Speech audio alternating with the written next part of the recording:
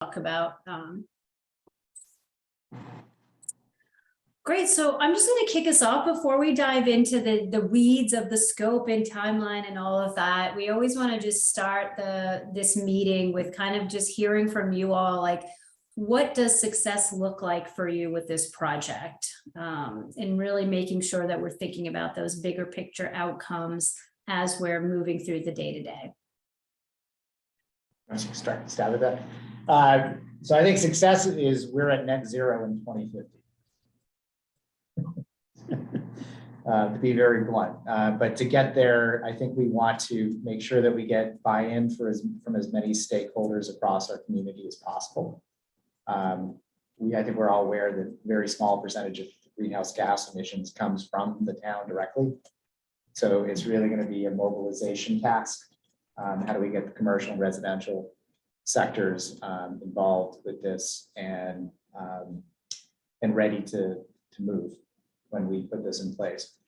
More concretely, I think we're looking to get a plan in place by early fall, September, October, that we can have as we go into our fall special town meeting, with the anticipation that there might be one or two warrant articles that are on that special town meeting warrant that will be maybe our highest priority actions that we want to start moving on. And the town is already pursuing the electrical aggregation, community electrical aggregation, and that will be. Was that already approved? It's approved by town meeting, and we actually sent out the RFP for the consultants to begin working on that. I think one thing to echo and build on what Stephen said is success, short-term success is really to the point where the climate action plan and these goals are communicated clearly enough and with enough input that it becomes a no-brainer. So we're not having certain parties within town saying, oh, let's study this some more, let's wait, we can't really do this, so that it becomes kind of a given that there's a climate emergency and we need to do things toward it. So we get off of the plan and into action fairly quickly and with a good consensus. Okay, yeah, those are all really great examples. Some of them are, things that are longer term outcomes that obviously we're hoping to set you up for success. I do appreciate, Nick, the way you kind of just frame that too, like these things are a no-brainer, and I think you'll find that kind of our approach with this process that we have is really focusing in on those big ticket items, that biggest bang for the buck, and trying to not get, I guess for lack of a better term, distracted by other things that are really good for the community, but maybe don't belong in this particular climate action plan, because we need to recognize where we're at. To your point, the climate emergency piece, it's 2023 now, it's not 2003. We've missed as a species a huge opportunity like 20 years ago to really be making moves on this. And now everything has to happen super fast, which means we just simply don't have the luxury of covering every single thing. And so really, that's what our data will start to show, and a lot of our messaging can be showing too. And then the only other thing to note is that, what we have crafted for you all, and Tacey will talk about this, is, on the engagement side, we're going to give you a lot of the tools and the messaging. There's example agendas and whatnot, but that's definitely something that's, you all will be driving that community engagement piece for the most part. There's not a lot of time for us to be at events or whatnot, but I think where we can really make a difference, to your point, Stephen, around needing to mobilize the commercial sector and residential sector more broadly, that's where we want to bring as many key stakeholders into that working group as possible, so that we can have a broad range of folks paying attention and learning about that data, that urgency, and getting them on board, and having them be part of generating these solutions, recognizing they're going to play a role in implementing. So thank you all for taking the time to kind of kick us off with that, I think it's a really good foundation to keep moving.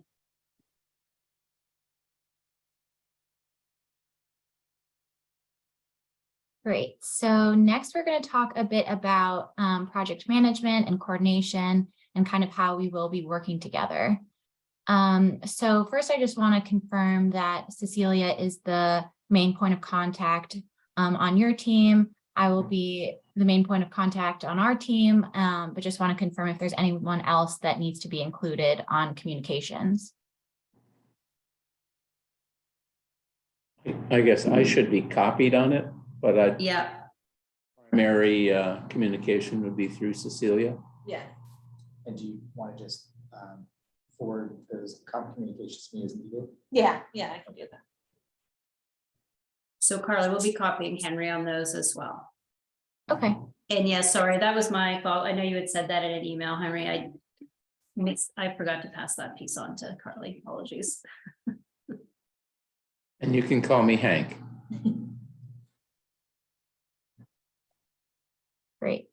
Okay, that sounds good. And next, we just wanted to discuss some file sharing housekeeping items. So typically we create a SharePoint site for the project where you can view and upload documents. I wanted to confirm that that worked with you all and see if you have Microsoft email addresses so that you can easily access SharePoint. If not, you can create one easily too, but wanted to check with you on that. So town staff do have Microsoft email addresses. We typically share things through SharePoint, and I've set up a SharePoint that both Nick and Steven have been able to access as a guest, and I think that's been working okay. Yeah, I've been using my Yahoo. Yeah. So if we give you email Yeah. addresses, Okay. I'll confirm. It works with one of mine. It goes through my work email address. So I'll can provide that if Cecilia doesn't. Or you can use both and see which one works. Okay, yeah, if you can just provide me with the email addresses, then I'll get you all added Sure. to the site, and it'll come with, you know, instructions and an invitation on how to access it. So that would be great. Wonderful. Awesome. And then next, we just wanted to talk about our biweekly check-in calls quickly. We don't actually have to schedule it right now unless you all want to, but is there a day of the week that works well? I can send around some times after this call if that would be helpful. That would be good because we'd want you and Nick, I think, in on those calls. Fridays typically work very well. I mean, Mondays not so well. Fridays and Wednesdays. I'm generally flexible. Fridays tend to be better for me. I would also say Fridays and Wednesdays. Yeah, mid-morning Wednesday is not good for me. We have construction meetings. Sounds like Okay. Friday on our side. I have a chunk of time in the middle of the day that is not good for me on Friday, so 11 to 2, but outside of that, I'm wide open every Friday. Okay, does Fridays work for the KLA team for Kim? Yeah, okay, I can send around exact times afterward.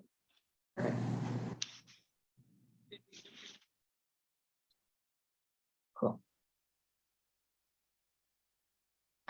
Okay, so next we just wanted to talk about some expectations for the review process and decision-making throughout the project. So we'll typically provide, you know, one draft where you all can provide feedback, and then we'll send a final version of the deliverables. So we want to check in on kind of what that timeline should look like and how long you all will need for review, and, you know, who will be involved in that process.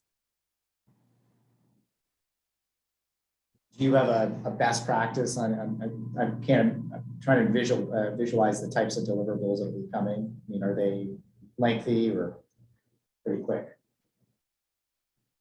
I would say for this particular process, so there's gonna be, we'll talk a little bit about like the branding subcommittee that will be a little bit separate, might be some of you, but maybe some other folks. That has a very specific process with it. But then really the other deliverables are around, you know, getting the agendas together for the working group. We're gonna wanna, you know, review with you what we're doing. And then if there's time that you need to review any of the materials, we'll be sharing there, like a lot of the baseline assessment work, the GHG information, that analysis.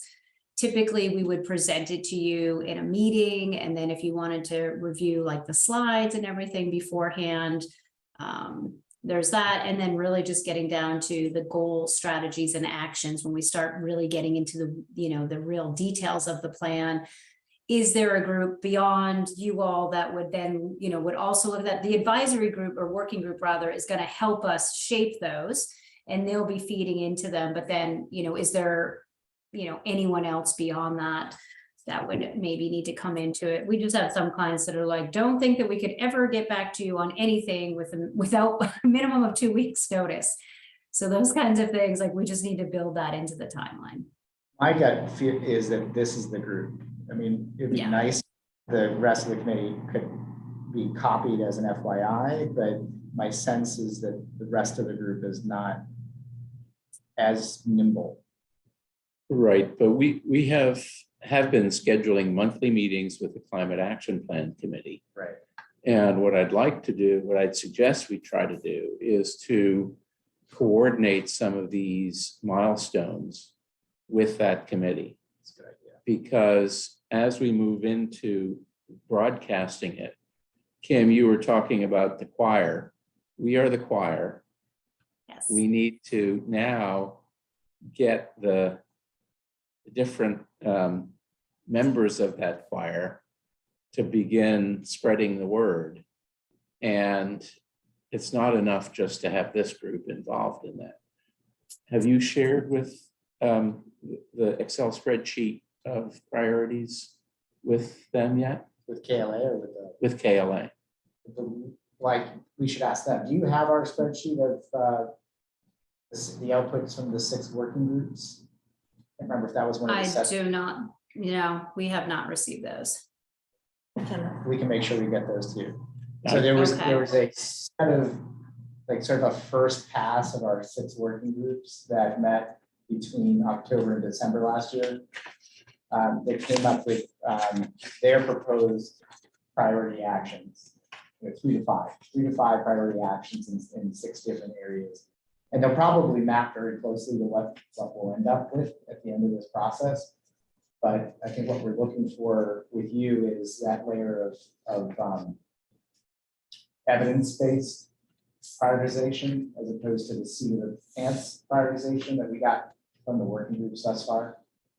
So which are the ones that are actually going to move the greenhouse gas emissions down fastest? And what's the level of effort to implement each of those? So we can make sure you guys have that, because it was already. And we really focused in that process on the very short term, the 3 to 5 year, 1 to 5 year timeline. But it's a good start. Perfect. Yeah, that's what you want to focus on right now for sure. The only thing I would add to that, to your point, Hank, is I actually think you want to get beyond the choir in this process.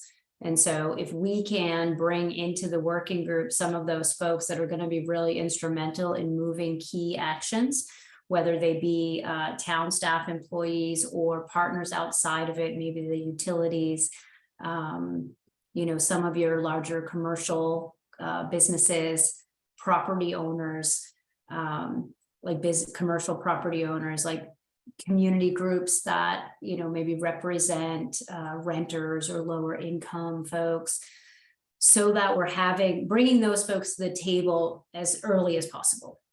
That's going to be ideal. You know, one thing, Stephen, or everyone, it might be worth sharing the membership of our 6 working groups, so, you know, give you an idea of who we're pulling from, and our expectation is that we'll both bring the groups in, but we may want to pull in certain individuals that we worked with. You just have to be very careful we don't hit a quorum, because then all of those check-ins become public meetings. Oh, because the working group members are still, yeah. Yeah, Well, what I'm thinking is that in future climate action plan committee meetings, part of the agenda is ongoing work with KLA.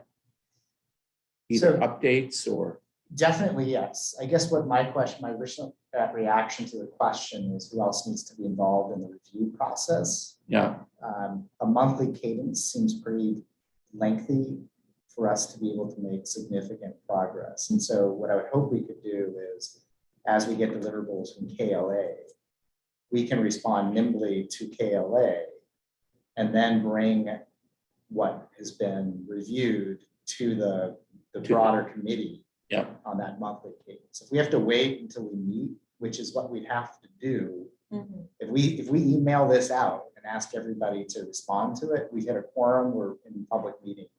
Mhm. So I don't want the public meeting piece to slow us down. in other words. Okay. So that's why I was suggesting that maybe for materials that come from KLA, this group, Nick and I, review those, get quickly back to KLA, then we bring the rest of the committee along. as a summary. As a Yeah. summary, yeah. And I think if we hit any specific deliverable that we're like, oh, we really should have the full group review and provide insight on, then we can either schedule another meeting or put a hold on that or something and coordinate around those specific items. Agreed.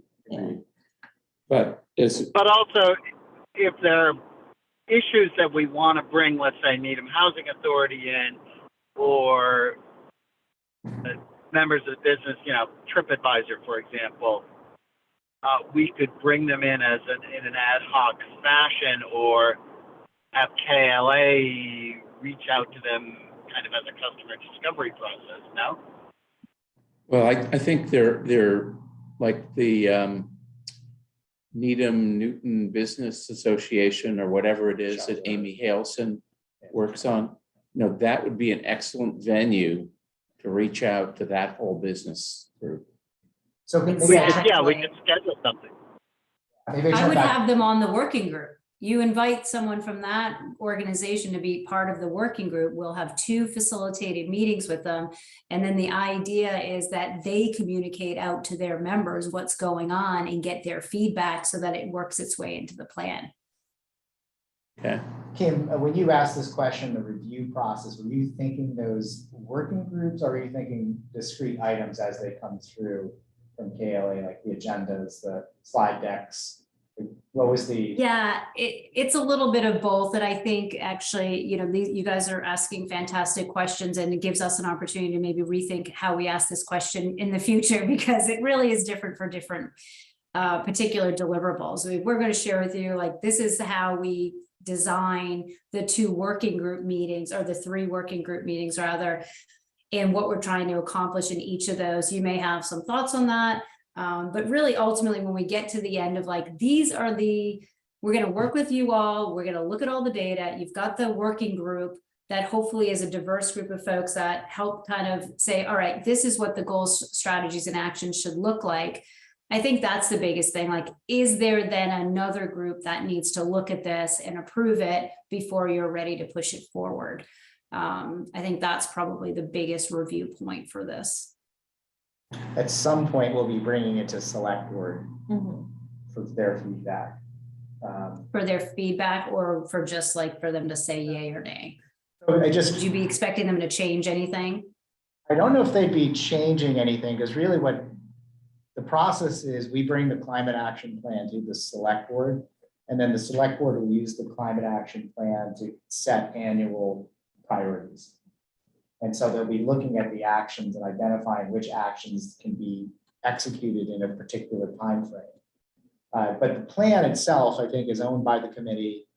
So from a perspective of the final product, nobody else needs to approve it past They the may committee. need to adopt it. I'm trying to think of what they did with the housing plan. I think they do need to formally adopt it, and whether it needs to be adopted also by town meeting, I'm not sure.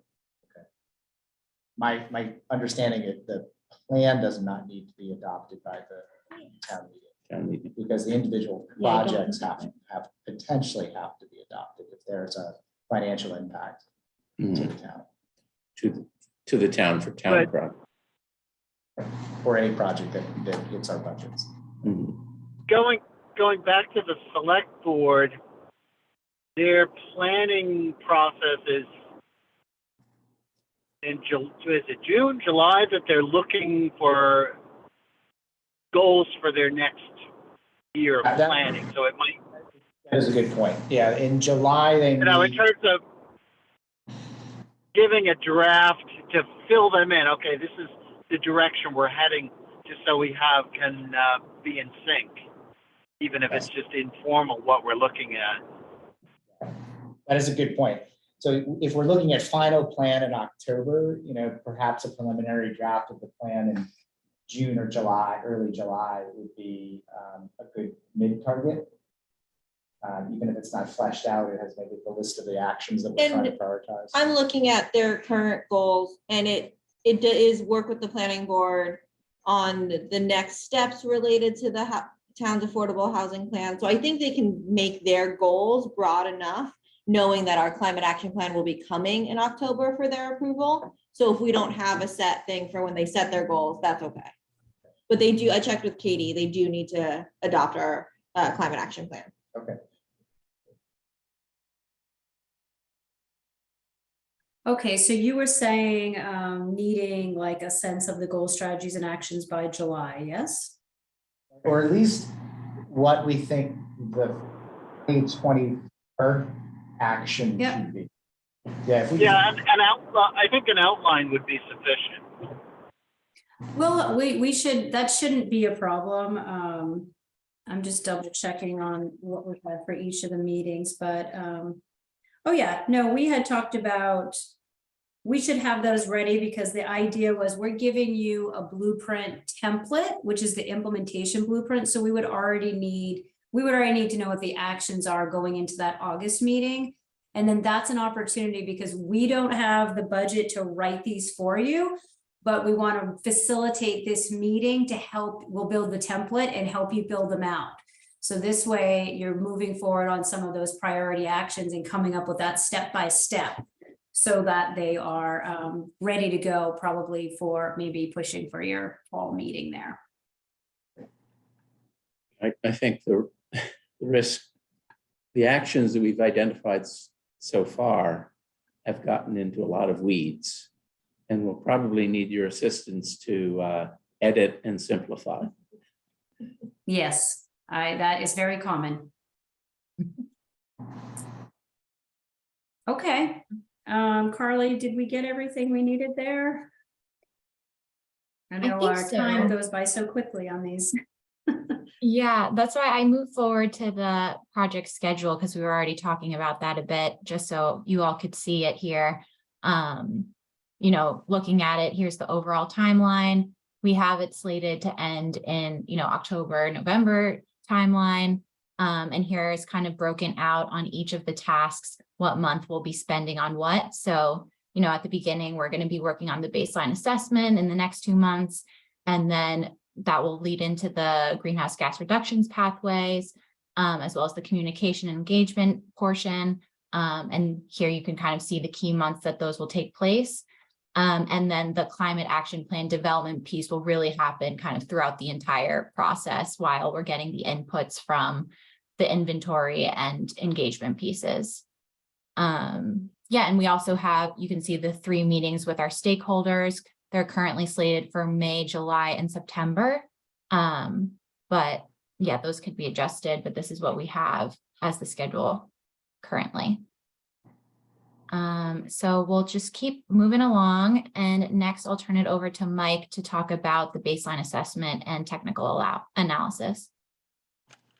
Thanks, Carly. Yeah, you can just go ahead and jump to the next slide. And, this is always, well, maybe not, well, a little bit of a unique situation when we come in and there's sort of an already existing greenhouse gas inventory. And so rather than starting from the beginning, we're going to kind of be looking at that and figuring out where we need to supplement. And I'm actually really happy that Stephen brought up the existing work of the 6 working groups and the actions that you've already identified. And I think really what we want to try to do here in this first phase of answering this question about, well, okay, where are we now? This is going to be really key to making those data informed decisions, right? So I think we can set up a process of sort of cross-referencing.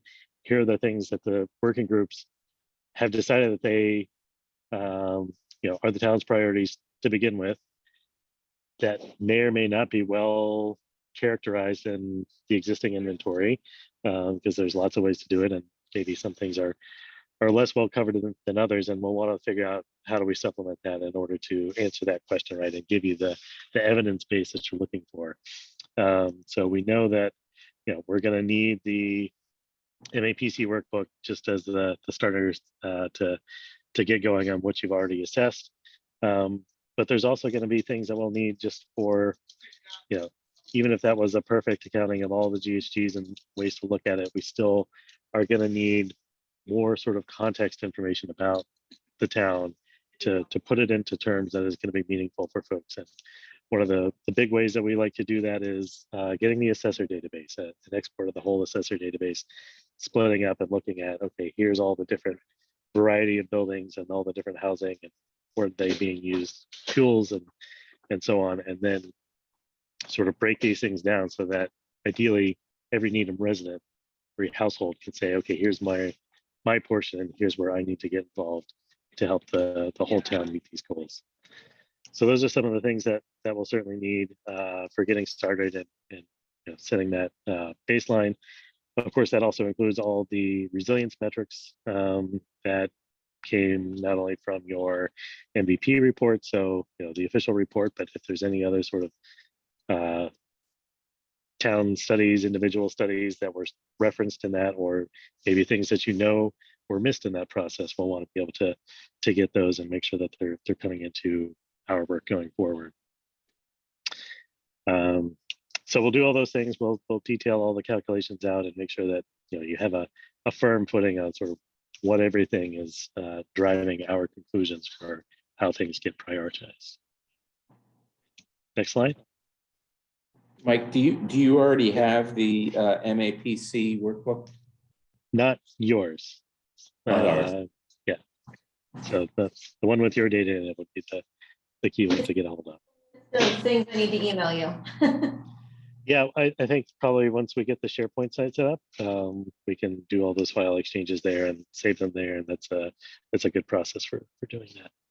Better idea. Yeah, and I think, Carly, if you can do a checklist that we can just check off as we provide you with information.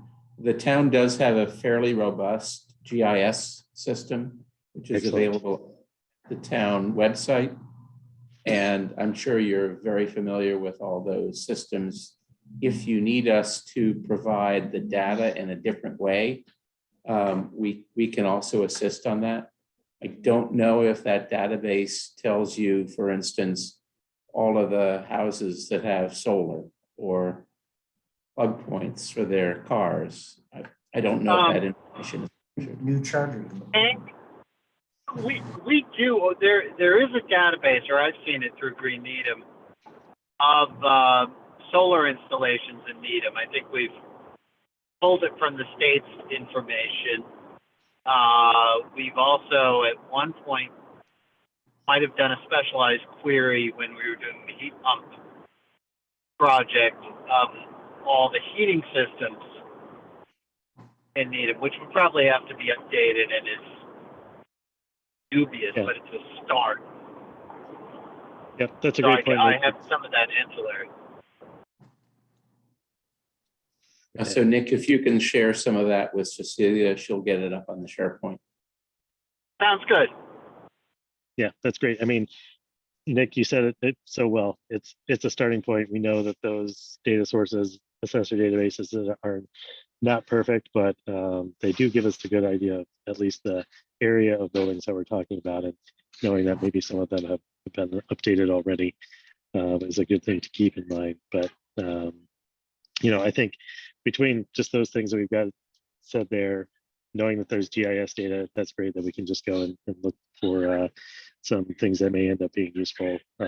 It's good to know, and we'll probably discover new things that we might want to ask about when we see those priorities from the working groups. But I'm feeling like we'll have a good amount of stuff to start reviewing right away, which is great. So if we go to the next slide, really then what we'll want to dive into pretty quickly is trying to figure out what's next. And we certainly don't need to wait to start getting some of this data, because I think they'll be relevant pretty quickly. But how do we get that pathway to 2050? And a lot of it starts with, what do we think is going to happen business as usual? We can make some assumptions. There's metro area planning numbers on how many new households and those sorts of things. But if Needham has done specific studies, maybe some particular things around the MBTA housing plans and those sorts of things, like, okay, we want to base all of our calculations to incorporate those, then we're going to want to look at those kinds of projections. If you know of any major big infrastructure changes, like that's going to change something, we'll want to try to work that in. And then it was great. I love that Hank brought up the community choice aggregation. That answered one of my questions. I have been trying to figure out, like, okay, what step in the process are you all in that? And maybe it sounds like actually this is something that you're very early on in the process, and maybe there's a quick memo or something that we can say, okay, try to follow these maybe principles in terms of how that gets set up, and you guys make some decisions that really make sure that that's going to be a solid part of the rest of the plan, because a lot of things will sort of hang on that. You can see all the deliverables there, but yeah, that was it for me. We'll be following You up have one quick, Mike, Yeah. I've got one quick question. I think a lot of the plans that I've seen usually have like a relative impact on greenhouse gas emissions. Mhm. How precise can one be on those? And the reason I ask that is sometimes we have to go before our finance committee and get their buy-in, and to be able to say, it is, 90,000 metric tons of CO2 that will be removed by this one project. Like, that's the ROI. Are we able to do that with the plan? I mean, get to that level on any of these items? Nearer term things is always helpful. Obviously, the further it goes out, the fuzzier things we'll get. And it's a little hard just because of the variety of things that go into it. And some things, there is just sort of an inherent uncertainty in the way that they're calculated, whether it's trying to get more people to do something that's behavior change versus something that's like a technological fix is a lot more straightforward, and obviously something that you can pin better numbers to. On the plus side, those things tend to be the ones that cost money, which is probably the ones that we want to try to do that with. But I will also say that in these express plans, that can be hard to do. I mean, it's rare that I would say that we're going to get to like an engineering grade analysis on a lot of things that will really tell you exactly what something is going to cost. But I think we can get reasonable ballparks for setting up to take the steps to move it forward. A t-shirt size type deal. Mhm. Well, and I think you're going to find that most of the priority actions in here are going to be directly correlated to the pathways analysis. And so it'll really help you prioritize, like, okay, these are the top 3 things that are going to get us the furthest along. And that will, kind of support that overall argument for you. Yeah, I mean, we are concurrently going down several paths. There'll be an EV event on May 13th. Any literature that, I guess there'll be a fair amount of literature available, but it'll be one of those events where people who own EVs come in and display their cars. There'll be 2 or 3 dealers doing test drives. And then also, there are 2 members on the committee that are members of the planning board as well. They've already started talking about solar canopy zoning changes and allowances for height changes on both rooftops and parking garages. So we're in discussion on a fair number of things, not waiting for the plan to be in place. That's great.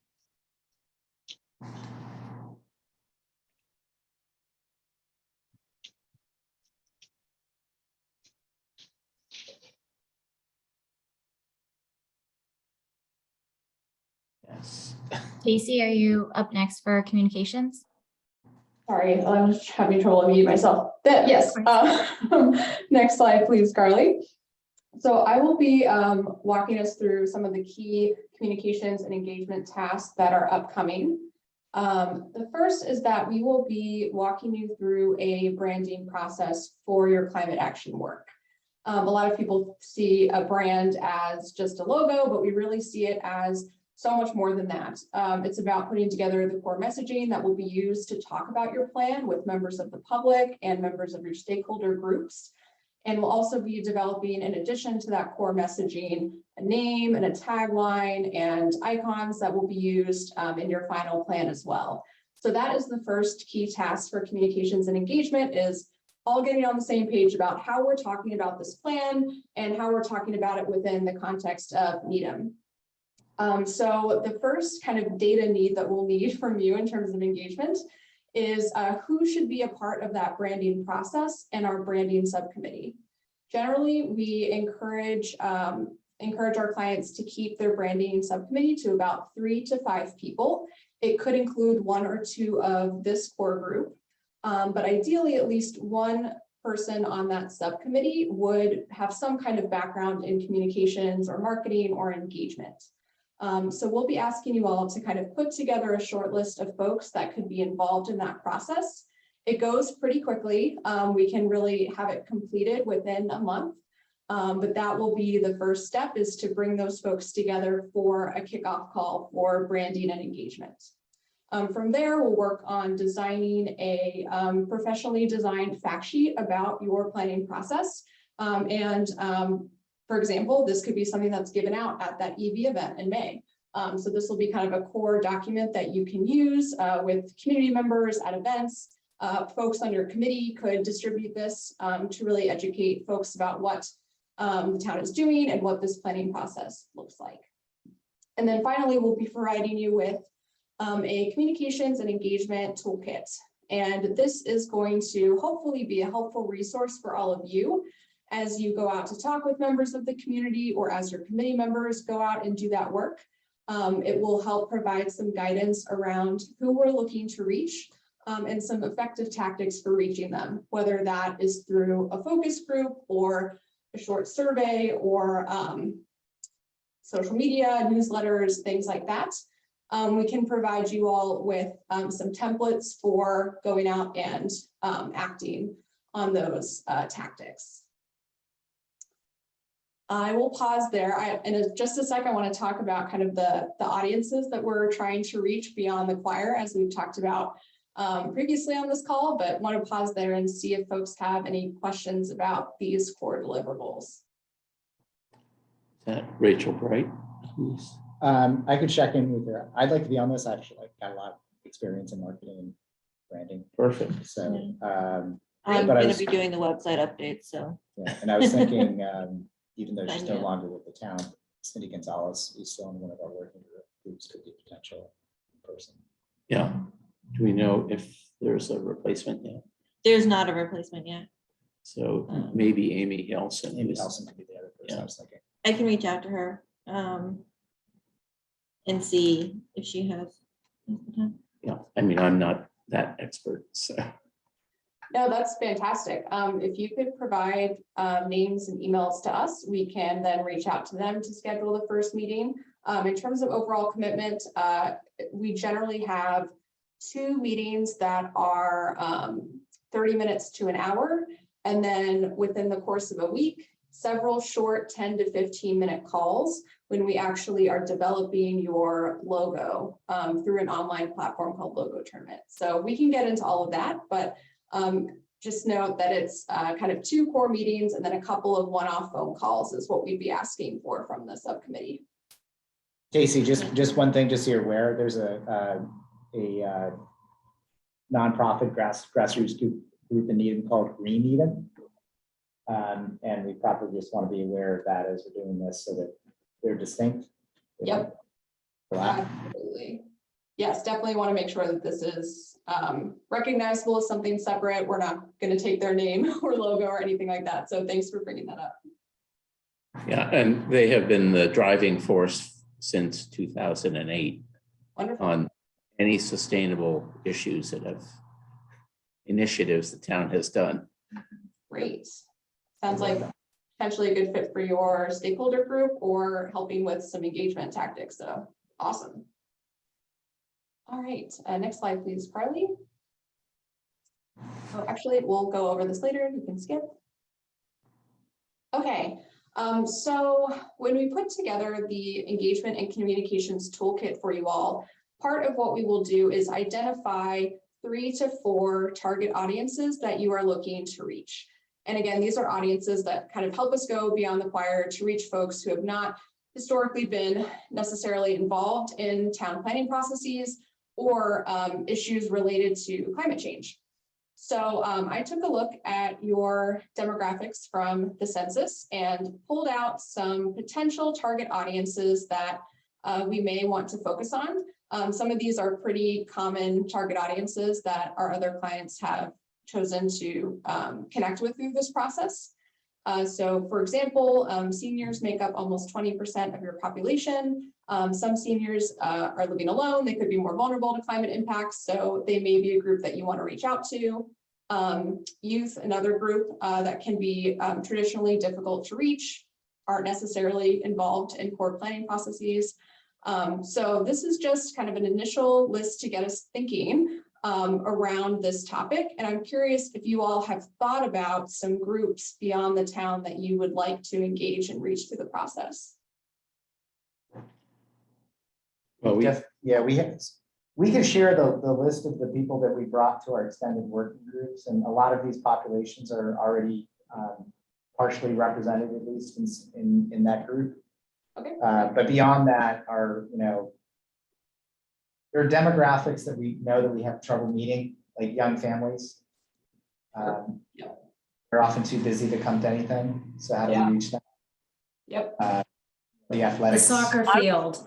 It's always the soccer field. That's where you get them. There are some houses of worship that are far less active than others. So how do we reach those? Great. I was also would add in, I'd loosely categorize the hockey families, which might tie into the soccer fields in terms of Needham is an affluent community and people move here for different reasons, or some people came here before it was affluent. So the people who aren't the greenies and 20 years ago might have moved to Wellesley or some other, status oriented. I don't know if that's the right word, but there's a population for whom this isn't a priority. Okay. Yep, that makes sense. Yeah, we do have a senior center. It's called the Center at the Heights, or CAF. And we can, if we have materials, we could begin to distribute them there. The summer program at the pool draws in a lot of families. Yeah, great. And the rec department does a lot. And those would be areas that we could connect to. Also seniors, North Hill. I don't know if they have a whole North Hill's very involved. sustainability. They're very involved. Okay. Less so at Wingate and some of the others, but North Hill is very much involved. And then the Affordable Housing Authority is doing rolling out a master plan. And they are looking to do redevelopment of several of their sites and then enhancements of other existing facilities, and energy and savings and alternative energy is kind of high on their list, but it's always the financing part. So any help that they can get in patching together the financing to put in geothermal, for instance, they're very interested in that, but it's a heavy lift. Renters, I don't know if there's certainly local businesses. There's a Needham.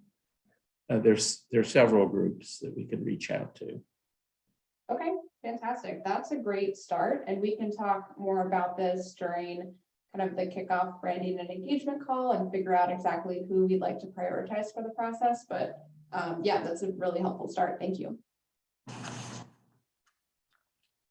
All right, I think that is it for comms and engagement. Yep. Passing it back to you, Carly. Great, thanks. So now we are going to quickly go over developing the actual climate action roadmap.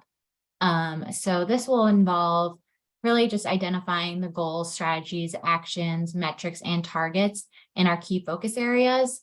And I'm going to go through in a second what each of those terms mean and how we define them. But overall, we're really just going to take the results of the data analysis, take the results of the engagement work, and create this really actionable roadmap to help lower emissions and enhance resiliency. And the data needs part for this, which we've already discussed, is for you all to start thinking about who we want to be part of the advisory group. And that's going to be one of your action items that we can follow up on after this meeting. So here's the list of key terms that we will be referring to kind of throughout the process. I kind of wanted to just show you all how we define them. I won't go into detail about each of these, but generally how we think about it is it starts pretty big picture with these focus areas and guiding principles, which are, the core topics and values to kind of guide the process. And then we narrow further and further with the goals, strategies, and actions, which explain what exactly you want to accomplish and how exactly you will accomplish it. And the last part here is really important, is setting the metrics and targets. So those will help determine how we measure progress on the goals, and the targets are the level at which the metric needs to meet in order to accomplish the climate goal. So we will share these with you as well, so you can read through them in more detail. So next we wanted to kind of confirm these focus areas with you. I believe these are the ones you all came up with, and I think they look great. There was one we wanted to discuss a bit, which was the climate smart zoning and permitting focus area. We were thinking that that one might be a bit more cross-cutting and can be applied to other areas like buildings and transportation. But we wanted to talk a little bit about this and hear your thoughts on these focus areas.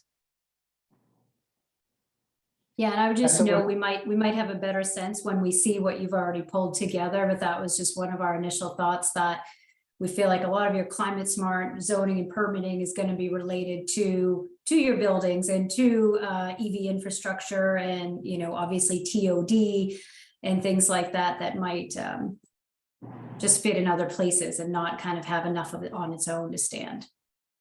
We had several priorities in that area, and when we send you the spreadsheets, it might be a little bit more obvious, but we ran into that same issue when we were doing the working groups, like the buildings, the clean energy groups. They're like, hey, this is something that requires zoning, and we'd say, okay, we'll just take it over to the climate smart zoning permitting working group, and they'll prioritize it within that. The reason I think we pulled it out is it tends to be like a planning board activity.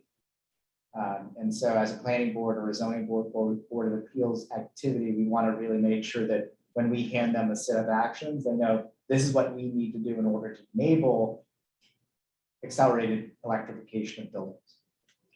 And that is a lengthy process. We're talking a year or 2 years to get through a zoning bylaw change. And it does ultimately need to be approved by town meeting. It does. So that, and there are, as I said, there are 2 members on our committee who are planning board members, and we're really relying on them to push those forward. I'm actually presenting on Tuesday. But that said, it kind of, framing, let's say, a expanding solar, as we message it, it's a renewable energy issue. They're building issues that require, it's a way to frame and get the zoning changes made. Yeah, exactly. So they could go with it. It's a blended family. Yeah, I honestly think it's really smart that you pulled it out as a working group, and so that they can really focus in on those pieces. But I think it's possible, and again, we'll have to see it, but it's possible that in the final plan, it's rolled into these other sections, right? But I think I love that you pulled it out, because it is more detailed and there's specificity there, and knowing how long those things take, rather than having each group thinking about their own zoning, having one group say, we're not going to be passing 5 different zoning changes, right? So let's really think about how we can get this in a more comprehensive way. So great, that's really helpful. And on the net zero building, the change in the building code, we automatically are adopting the updated stretch code. And the debate now is whether we go to the opt-in code. And the building commissioner came to our last meeting and articulated both the opportunities and the constraints. And the constraints are big. Okay, thank you. Yeah, no, that was very helpful insight. So next I'll move on to the guiding principles. So these are meant to be the core values that will be used kind of as a set of criteria to evaluate the actions throughout the plan. So we've included some examples here from some other clients that we've seen to be pretty common in other communities, but we wanted to really ask you what's most important to Needham. I looked a bit through your website to see if there was any core values that I could pull out. Some common ones were, vibrant economic development, preserving Needham's character, engaging with these at-risk populations. So I wanted to kind of get your reaction to these core values, and if there was any others that you thought are missing from this list. They seem reasonable to me. I don't. The only thing, it's not a core value necessarily, but I'm seeing more discussion and realization that affordability, and by extension community, is needed. And that's something you didn't hear about in town elections 10 years ago.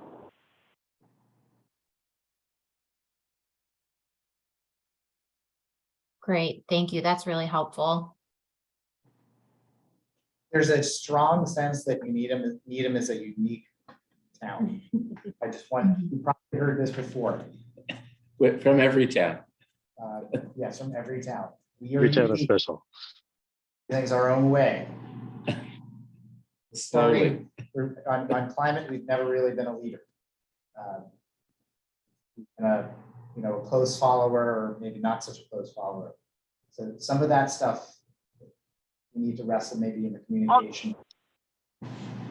I would say that Needham has never really been I don't think of Needham as an innovator. Needham is not a town, or it doesn't want to be first. It's not a core value that we advertise, but I think Needham sees itself as being practical and tried and true. We're progressive but practical, and we're not going to do something newfangled. That's great language for the branding, Tacey. I don't know, it's positive. Well, but if there's nothing wrong with that, right? Like listen, not everyone's going to be a Cambridge. It's like, yeah, we'll spend millions of dollars to figure this out for everybody else. Good. Yes. Thank you, Cambridge. Please do that.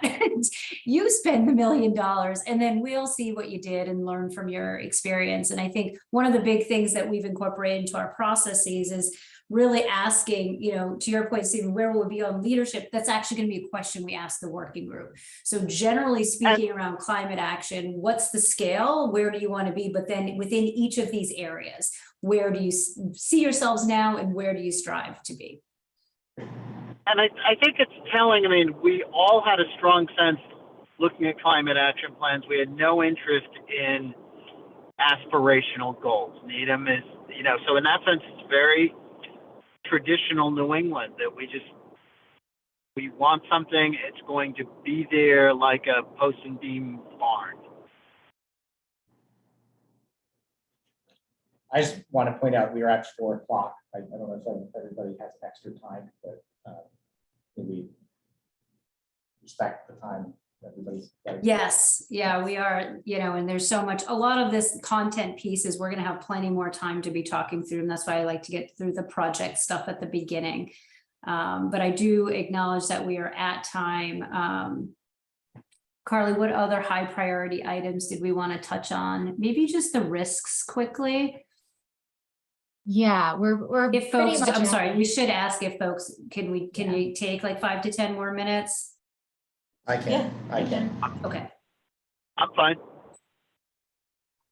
Awesome. Thank you. This is, we're pretty much at the end. This was our last thing we wanted to get your input on.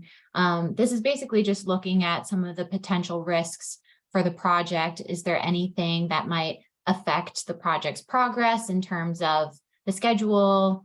Maybe there's, an election or hiring changes or budget, things like that. Anything that you foresee that might impact the project that we should be aware of? Eversource. Well, it's just four things.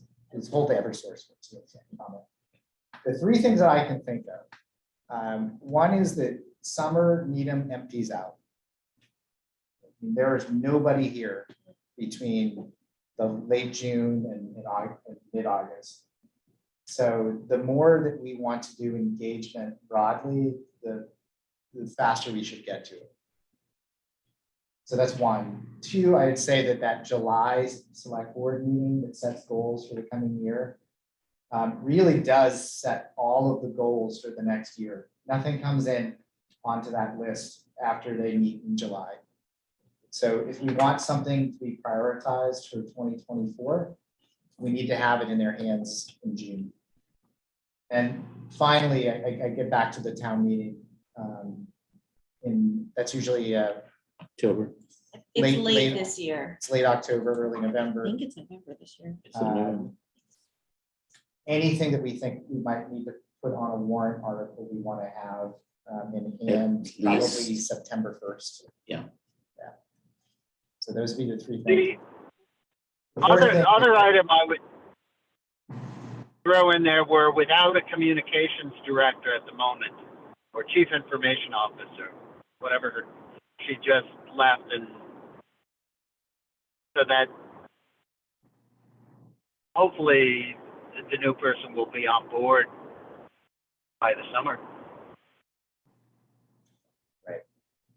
And then Hank alluded to Eversource. So this continues to be an issue that comes up in multiple ways whenever we talk about the opt-in specialized code or accelerating EV adoption. It's will the grid be able to handle it? And I think most people are thinking specifically substation and below, like to the front door. I think everybody is aware there's enough electricity being generated and the transmission lines to the substations are fine, at least now. But is there enough power that can get to the houses? And so we do have Eversource coming to our April 13th climate action plan committee meeting, and we plan to grill them. If there are specific questions that you think we should be asking during that meeting that you've had experience with, we'd love to have them. But we're planning on spending an hour plus asking them about their readiness to handle mass electrification in Needham. And the anecdote that the building commissioner gave us was that there was a member of the choir who was going all electric. Their house was too big, but they were unable to get the enough power to do all that they wanted to do, and they ended up having to bring in natural gas in order to heat certain areas of the house. They did have an elevator in the house. Yeah. 2 EVs, an all electric kitchen. Do they at least have solar? They didn't have solar. But, Yeah. I mean, at least for the elevator. so Oh. there's some extenuating circumstances, but that has become the bogeyman for us. Yeah. Like that is the story that gets shopped around now about why we should go slow on these things. I think it's about And- going but smart. Exactly right. In order to be successful, you have to be both generating as well as consuming and improving efficiency. Exactly. Efficient. That's Efficiency first. And that might be something you want to push as part of the conversation with Eversource too. And we'll know more once we've kind of dove into your data, but you know, across the board, we've been seeing pretty significant opportunities to be way more efficient, to be conserving far more energy. And so when you do, you know, start electrifying, you're not doing it at that same level. I mean, that's an immediate thing that everyone should be doing right now. So that when you are getting to that point of electrifying, you're not needing as much, but, you know, also adding the renewable energy pieces to it too. But I think, you know, and that's a good point. I'm sure we'll probably have some questions that can be useful for that meeting. I know you all were thinking you might want us at that meeting too. I guess I'd want to understand, you know, what you'd be looking for us to bring at that point, just given that we're pretty early in the project here. I'm not sure if we'll be having our next meeting before that or not, based on everyone's schedule. So did you have some thoughts on what that would look like? I think originally, Kim, we thought we might divide the meeting into 2 parts, with Eversource starting and then this kickoff meeting separate. But since we're having this kickoff meeting, I don't think we need you at the meeting. But if you had just wisdom, collective wisdom, you know, things that you should be asking your utility, make sure that they're taking our plans into account with their plans. We'd love to have any advice. But I think we have a long list already of questions. It's just more of a, you know, if you've heard other communities have gone through this and learned, we'd love to learn from that.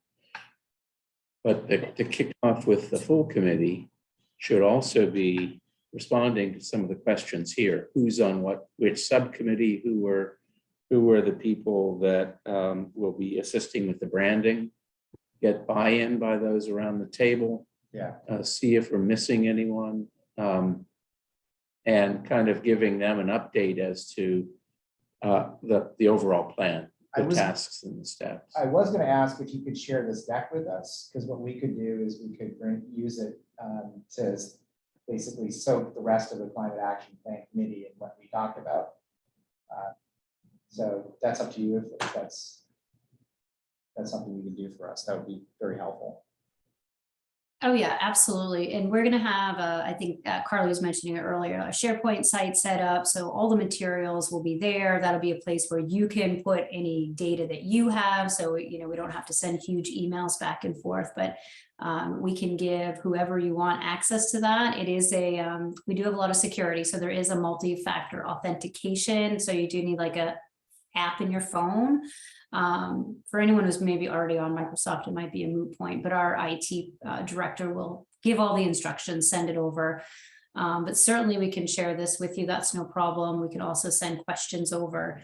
And I do want to be mindful that I know what we had mapped out here, because I know there's going to be various different meetings you may want us to attend. We have kind of this core group as I'm thinking our primary that we would meet on a more regular basis. And then I believe we allotted like 8 hours for other meetings you might want to pull us into. And so just thinking about, let's think strategically on how you want to leverage that, so that I think whenever we have like good information to bring to the full committee, something for them to react to, maybe good times to do that and let you do more of the just keeping them updated. I think that's reasonable. Yeah, I'd rather time with our broader working groups, with the high value outreach would be probably the best place. Not the CAPC. I feel like I can bring the CAPC on. You're envisioning a meeting in Powers Hall, maybe? I'm not sure what KLA is thinking in terms Yeah. of outreach, but there was three meetings, 3 working group meetings. Those are the ones, and that's probably 6 hours right there, right? Oh, no, those are separate. Oh, those are separate. Oh, okay. Yeah, those are separate. So I knew that you would want us to be coming to your climate action committee a few times. And then maybe you might need us at a select board meeting at some point. Or if there maybe was like some really key municipal staff that we might need to spend some time with. So I kind of it's in task 4. I just had added some extra hours to, We'll we've got discuss. the meetings, but yeah. Good to know that those hours are there, and we'll discuss maybe the best ways to make use of those. Okay, well, I know we went a little bit over. Does it make sense? I don't know if we want to try to do it now or just do it over email as far as trying to schedule the next meeting. Probably now. Yeah.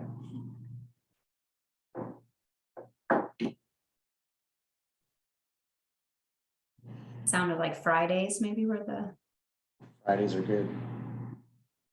You thinking every 2 weeks, was it? So 14. yeah, I mean, we can maybe start with that. And then, I mean, I just think it's nice to have them on the calendar. And then if there's like a week we don't need it, then we just skip it. But this way it's, kind of on the calendar. They're coming to the 13th, right? Meeting on the 13th. KLA will not be at the Okay. meeting. So, Oh, I see. You'll take the slide deck tonight. yeah, I was going to take this slide down. Okay. So maybe the 14th. 14th. Yeah, that works for me. The 14th? That night, so if we could do a little earlier. in the Earlier, afternoon, So I yes. can get down there for batting practice. 1 o'clock? I can't do, Oh, you can't do that. I can do 2 or I can do before 11. 2 o'clock works perfect.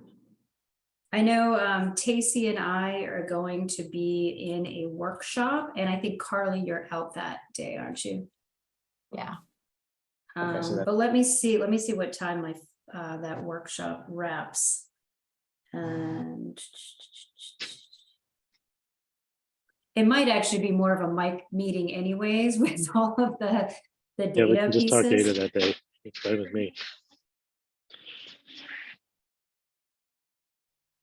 Do you want to do that? Do you want to plan? Did you say 2 o'clock? 2 o'clock would work for me. All right, we'll plan to have it predominantly be focused on some of the data. And at that point, I'm not sure if you have like those sections already written up, because it's probably at this point not going to be till Monday that we get you the SharePoint link. I'll double check with Danielle on that schedule, but if you have something super easy and you just want to email it over, we can add it to the SharePoint. Otherwise, once you get the SharePoint link and set up, then you can add all that content and we can start diving into it. Carly, do you mind sending that 2 o'clock? Yeah, no problem. I can't be there on the 14th, but afterwards that time works for me. Yeah, so we'll keep the regular calls. Typically if we do bi-weekly, we just try to do them in 30 minutes so that we're really focused. And so we'll put that on the calendar. We'll just put every other Friday for now, for 30 minutes at 2 o'clock on the calendar. And then we can always adjust as we need to. And we'll plan for that agenda to be really focused on mic and data pieces.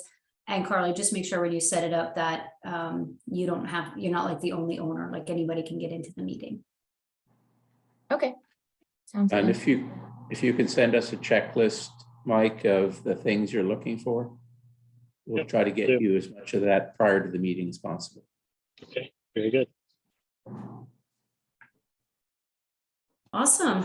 Well, this has been fantastic. It's really exciting to kind of get this off the ground and working with you all. Really looking forward to seeing what you've already put together. And then, we'll be sending some emails with information. It sounds like you may have some good ideas already for the branding subcommittee folks, and that piece will get moving quickly along with the data needs. And then we'll want to be talking about advisory group members and looking at just the timing for those. So that'll be a good conversation.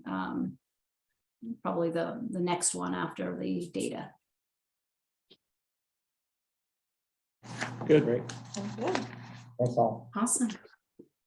Well, thanks all. I hope you have an amazing weekend. Hopefully it's going to warm up. I mean, I feel like I thought we were getting to spring and now it's like 20 degrees. Definitely warmer now than it was this morning. And I think it's Okay. gonna be raining. Yeah. 60 and rain. 60 and rain tomorrow. Oh, good. Yeah, great. Happy April. Yeah. I know, right? Thank you all. Have a great weekend. Thank you. Thanks. care, You everyone. too. Bye. Bye. Um, Bye. that's it.